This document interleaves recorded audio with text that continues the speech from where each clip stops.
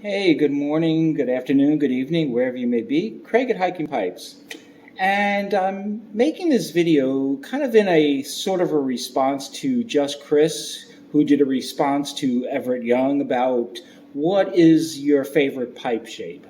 So I had some quick exchanges with Just Chris on a different video, and he encouraged me to kind of do this. I figured in doing this, I'll also give a quick tour of my pipe den, if you will. You can see in the background, I've been relegated, like many of us, to external features of our homes, being the garage. So I guess I'm fortunate I'm not to the outside. It's been awfully cold out. It's cold again tonight.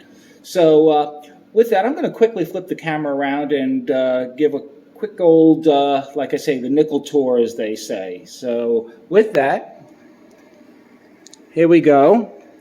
So you can see on the wall, I have my I guess, souvenir rack of pipe tobaccos that I've tried. Got the map of Shenandoah National Park there.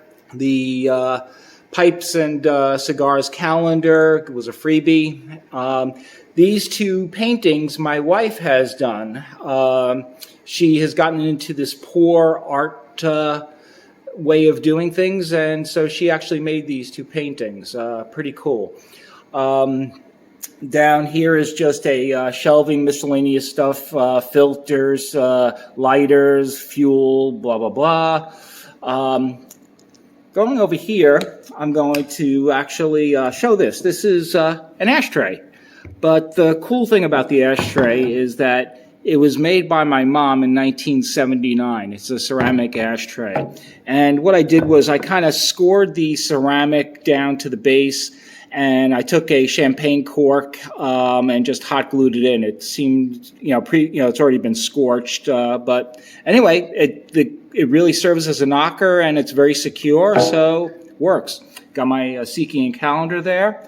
And then I have let me fold this down a little bit, little golf bag ceramic thing holding the pipe cleaners. Got a couple of jars here. One says Briar Blues, one's a Seeking. I showed that in a Yabo that I had gotten. They contain Dorchester and Dunbar, respectively. Over here, I usually keep only 3 tins of tobacco open at a given point in time. Right now I have the McBaron's Vanilla Flake, the Dan Tobacco Da Vinci, and John Cotton's double-pressed Virginia. The little jar in the background there is some of Scudo. The little tablet, that's how I, associate with you fine folks in the YPTC during live streams and so forth. So that's usually propped up, and I got that going. Down here, I got this fancy-dancy, pipe holder here. I have just contacted James Stumbo, and I am very happy to say that James has agreed to make me one of his mountain pipe holders. So we've just started talking on that, and I'm looking so forward to getting that, although I'll have to get rid of the measuring cup pipe holder here. As far as pipes is concerned, I've got over here on the right-hand side is a Fogel's Hobbit type of pipe. My wife had purchased that for me, not this Christmas, but the Christmas before. It's more of a novelty pipe. It does work. I've smoked it probably about half a dozen times or so. Down here are my 4 Vowen pipes, or Fowen, depending on how you want to pronounce it. These are all 9mm pipes. Then I have this pipe rack over here, which is kind of, with the exception of the Asekians, which is the 113, the 135, and the 089 respectively. That's how I acquired them. So those are the Asekians, and then this spins around very nicely. And I got the Kaviki up top. The Kaviki is my largest pipe. I love the blast on this. It really shows the ring grain on the pipe. I'm very impressed with this.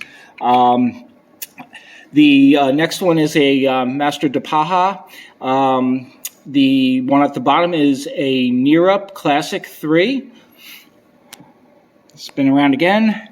We've got the Radici Apple Rind, the Winslow Crown 300. It's a freehand type of pipe. This was the first pipe my wife bought me 3 Christmases ago. So that's a very special pipe. And at the bottoms is a Bones pipe. Going around, I kind of get into the Rhodesian world here. I got the, this is a Mastro Geppetto. This is probably the longest pipe I have. It's about 6 inches long. I tend to prefer shorter pipes, but very attractive pipe and smokes very, very well. This is a Marty Shapiro Northern Briars pipe. I got this from Mike at Briar Blues as he was handling Marty's estate for his wife. And down below that is another Bones pipe. So that's the rack here. Then over to the side here, these are my Savinellis. I've got the 320 Marte. I've got a 320 EX Toscana. I actually got this at a thrift store. It was unsmoked. Got a screaming deal on that one. 320 Eleganza. A 316 Lucite Roma. And then, of course, I have my commemorative Matches 860 pipe that, again, I can't say enough thanks to Eddie Gray at the Pipe Nook for coordinating this with others to make that happen. But I smoke this every Friday without fail. So that's there. And then I go over to kind of my tobacco housing here. I've got about a dozen jars of various things from aromatics to Orlick to Burley. Just whatever I feel like I'll dip into those jars. Down here, next tier is kind of my next to get to tins. As I said, I only keep 3 tins open at a time. So depending on what my mood is, I'll grab one of these tins as I finish off another one of those tins. And then down below is kind of a deeper cellar, some bulk stuff, stuff that I probably won't get to right away. Down in my basement, I have started deep cellaring a few blends. Orlick Golden Slice, I'm deep cellaring Peterson University Flake, John Cotton's Double Pressed Creme, Erin Moore Flake, and some Escudo are predominantly the ones I've really started to deep cellar. So kind of the purpose of the video, over to pipe shape and what is my favorite pipe shape. Well, based upon what I kind of just showed you between, the 4 320s that I have, which, again, they kind of, the author shape or a apple shape, they kind of get into that same league.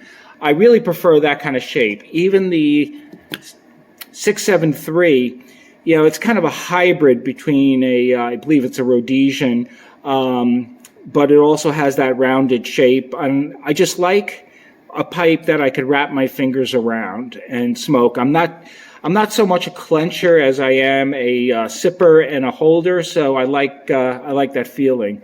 This particular Esekian, again, it's kind of a brandy shape, but again, it kind of gets into that rounded, full-handed feel that I really prefer. And then, of course, going around to this side, as I showed the Kaviki previously, this is kind of a cross between a golf ball and a tennis ball. This is my biggest pipe by weight as well as by just the diameter. So, but again, more than a handful, but I like that feeling of wrapping my hand around the pipe. Let me straighten that guy back up. And the same with the Mastro de Paja. Again, kind of a cross between an author and an apple. Again, I like that feeling of being able to wrap my hand around a pipe. And the same holds true for the Sneerup. This one I got on actually eBay for a real deal. And I'm very impressed with it. It has some really interesting grain. It has a mixture of bird's eye. It has some intense cross grain going across here. Very nice. And then there's some additional kind of bird's eye on the side with a little bit of, flame coming up. Really a nice smoking pipe. But so between all of this, yeah, I would have to say that the ball shape, or not the ball, but the apple, the roundest type of shape, the author, those are really the shapes I kind of go for. So anyway, that's kind of more, maybe it's more of the dime tour rather than the nickel tour, but yeah, that's my little hobble here, and I want to thank you all for tuning on in, and hopefully between Just Chris and Everett Young, and I'll link their information in the bucket. I appreciate it, and I look forward to speaking to you all again soon. So until then, as always, be well, be safe, and most of all, let's be good to one another. We'll talk to you real soon. Take care for now.